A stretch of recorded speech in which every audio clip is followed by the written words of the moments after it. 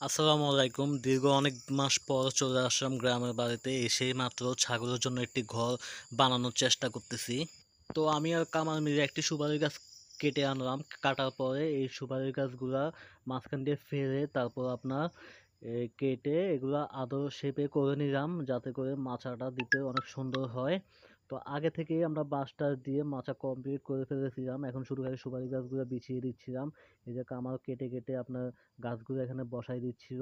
তো গাছগুলো বসানো শেষ, আমরা এখন এগুলা বাঁশের সাথে ভালোভাবে বেঁধে দিই। তো ভালোভাবে ফিতাগুলো দিয়ে না যদি বেঁধে দিই তাহলে আপনার মাচাগুলো এদিক সেদিক নাড়াচাড়া করবে, তাতে করে কাঠগুলো উঠে উঠে যাবে। তা সুন্দরভাবে শক্তভাবে মজবুতভাবে বেঁধে দিচ্ছিলাম। তো মাচা বানানো শেষ। এই হচ্ছে আমাদের ফাইনাল মাচা।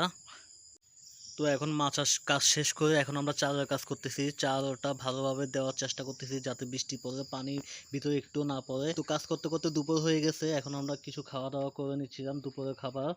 তো সাথে আমার ছেলেও তো খাওয়া দাওয়া শেষে আমরা বাকি কাজগুলো করে ফেললাম। বাকি কাজগুলো হয়তো আপনাদেরকে আমি ভিডিওর মাধ্যমে দেখাতে পারি নাই, কারণ ভিডিও করার জন্য কেউ ছিল না, তাই আমরা কাজে ব্যস্ত ছিলাম। সেজন্য আমরা বাকি কাজগুলো ভিডিওতে আর ধারণ করতে পারি নাই। তো আমাদের ফাইনাল ঘরটা হচ্ছে এইটা। এই যে ছাগল হচ্ছে এইটা গত হাটে কিনেছিলাম।